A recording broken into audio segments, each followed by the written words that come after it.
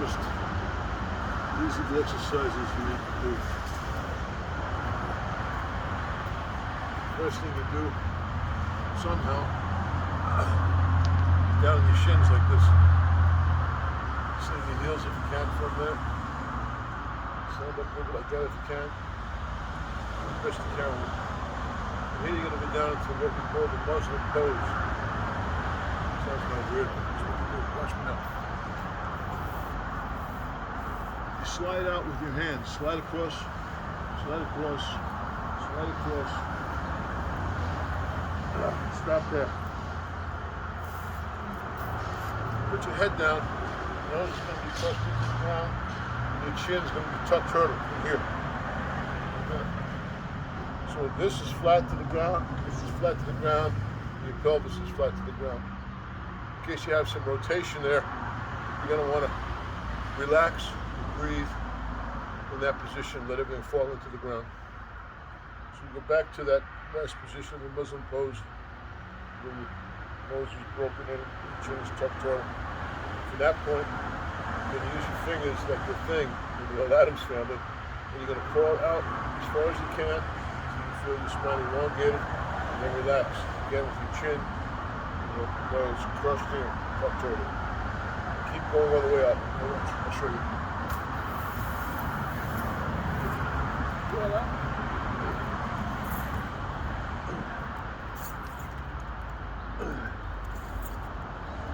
Until you're finally prone.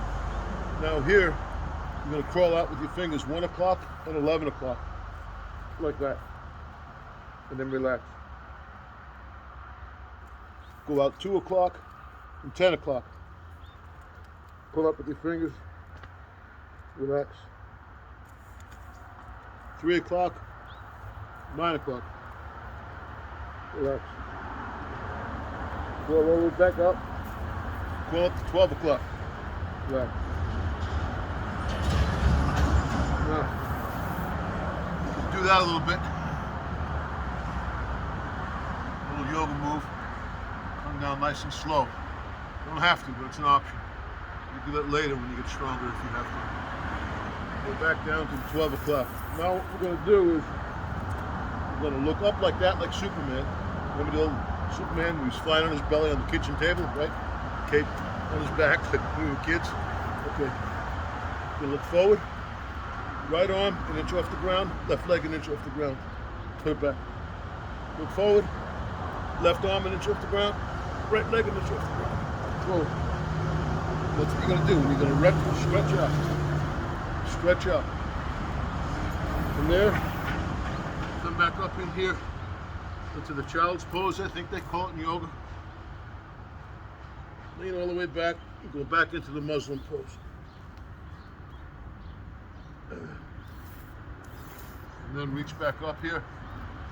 Give yourself some relief. At that point, you're going to feel, you're going to be more aware of the meridians in your body where your injuries are. So if you feel a little pain on one side, stop. And then go out to the other side. And you might not feel pain on the other side. So then try to think about where you felt pain on the one side, go out that far, bring it back, go out that until you stop. Then get the other one out until you feel the pain and stop. Bring it out to the other one's kind of unilateral. But if you have pain, one side's a little more critical than the other, push that one just a little more. Bring the other one up. Breathe.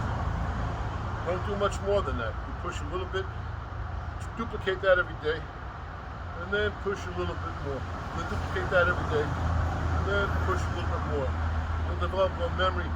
Pain is a great teacher, so you'll remember where you were yesterday every time you hit it today. And but you'll see the improvement. And so I call those backups. Backups. Oh, so ultimately what we want to be able to do after a long while is this.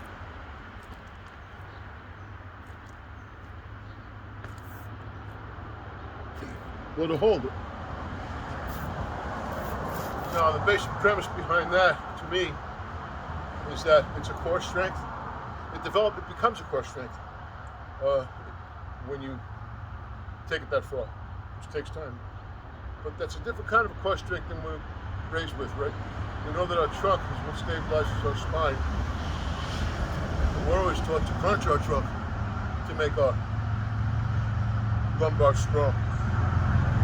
You know, we want 6-packs and 12-packs and shit. Like me and drink 6-packs and 12-packs. In which case, you go the other way. And the Russian weightlifter, you elongate the muscles to take it strong, to make it strong. So those backups will do just that. What you're really working on is compressing, contracting the muscles in your lower back and expanding the muscles in your front back, your gut. And this is, I equate this to taking a worn out hinge, taking it off the door and turning it upside down, all of a sudden you get a brand new hinge. So you change the shape of your spine a little bit, change the way you've been sitting on it, change your pose. And in doing so, you take the pressure off the compressed and injured areas. Because you're going to find out that almost every spine injury is a compression-related injury. Spine injury. Broken, fractured vertebrae, that's just going to heal up. That's a broken bone, no big deal. That heals up, you'll be fine.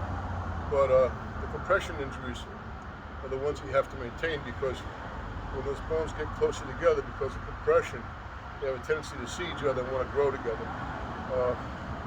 They force it in surgery, refusion. My neck is naturally fusing itself together. It's a flip, man, but I did it. I literally did it. My neck's straight for 17, 11 years. It's going together. A lot better than having plates. Anyway, that's it. So those are the backups. That's what I do. The other thing you can do is you can take a stick.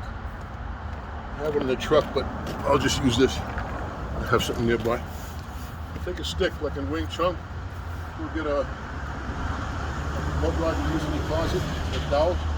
Get one, cut it up into your armpit. Put some sandpaper and round off the sides. And what you'll do is you'll just take it and hold it up like that. Just grab it somewhere even. It's best if it's your armpit length, because then you can grab it by the ends. But in this case, I'll use this as an illustration. And what you can do is you take a step forward like that. Take a step back. This is the unilateral part. Injuries aren't going to allow one side to do what the other side does. And you take a step forward and also, oh shit, I can't do that. But you know where the stick's got to go. So you go and you force it, you go, okay, that's too much. Okay, that's where you stop. And you come back. And you do the other side just that far, even though that's your good side. You're going to find this all over your body. And then, and from there, you can go like that. Now, if you hit a pain spot, it might throw you across the room. So you hit that spot and you stop. You back off. And then, just by visual memory, you try to duplicate the geometry. The unilateral, that's what the stick is really good for. And here's another one. Take that stick, hold it up like that.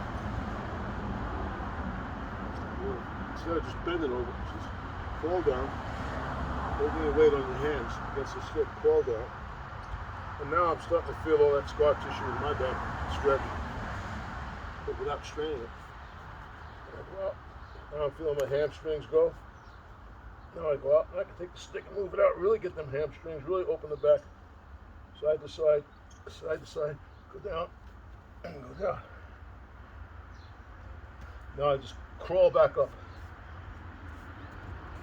like that.